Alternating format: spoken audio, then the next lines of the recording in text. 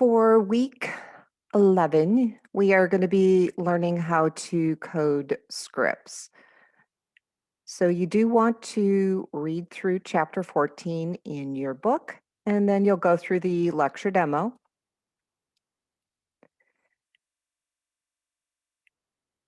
And you've already kind of worked with scripts, some simple scripts, and this is going to kind of expand what you know. So the whole concept of a script goes into a batch, and between batches, you have to enter the word go.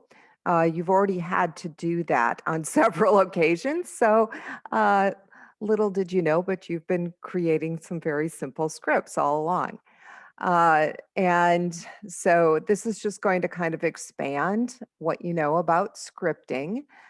And you'll notice there are some programming statements that you will be incorporating into your scripts, if else, while loops.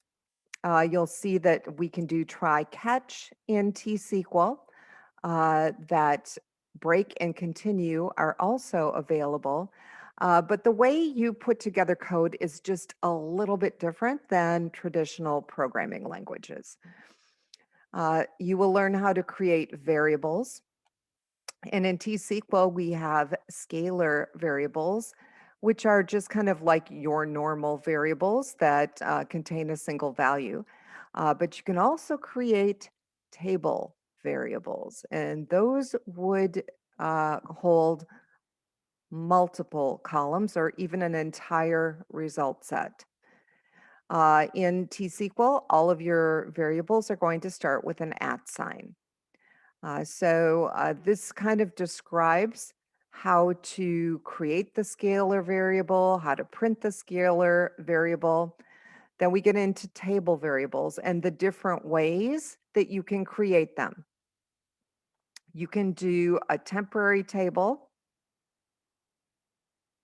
and there are several different types of tables. You can have a derived table. Uh, your table can be temporary. It can also be global. So you'll learn how to do all of these different types of tables. And the difference between local and global as far as how you create them is local has a single hash and global has two.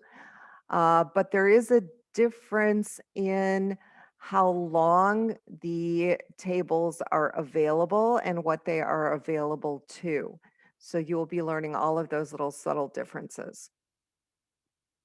Then we get into the programming statements that alter the flow of execution. So we get into basically our branching statements, which are if else, and our looping statements, which would be a while loop.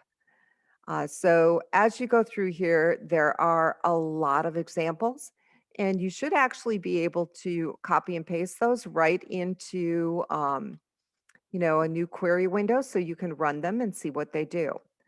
I've also tried to explain to you what they do, but I do think sometimes it's more helpful if you copy, paste, and run them. You'll learn how to incorporate the try catch into your code. And this will prevent those little red errors that you see that stop your code from running. And I'm sure you all have gotten those. And so this is actually kind of a nice thing to incorporate into your code because you will not see the red error.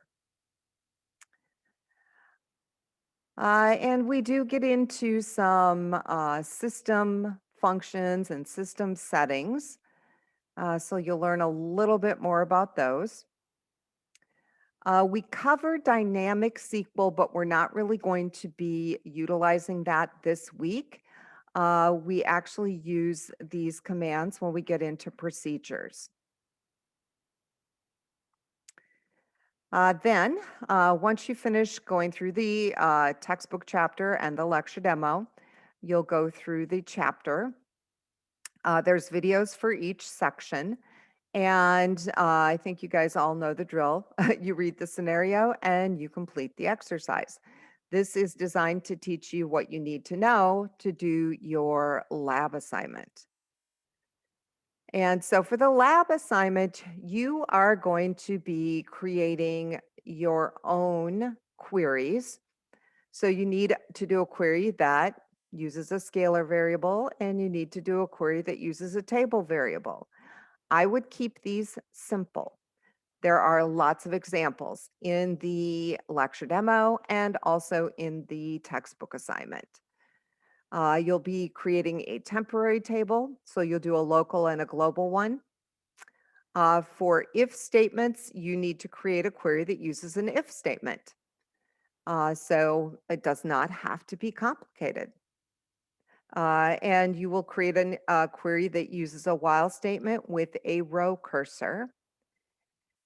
And then you're going to create a temporary table. You're going to add a couple records to it using try and catch for error handling. So that's basically what you need to do here. And if you get stumped, if you're not sure what to do, just send me an email and I can help you. Once you're done with the assignments, there is a unit test on views, functions, and scripting. Okay, so you will create or complete that unit test, and you'll notice that I am giving you several weeks to get that done. Down in resources, these are just links to videos.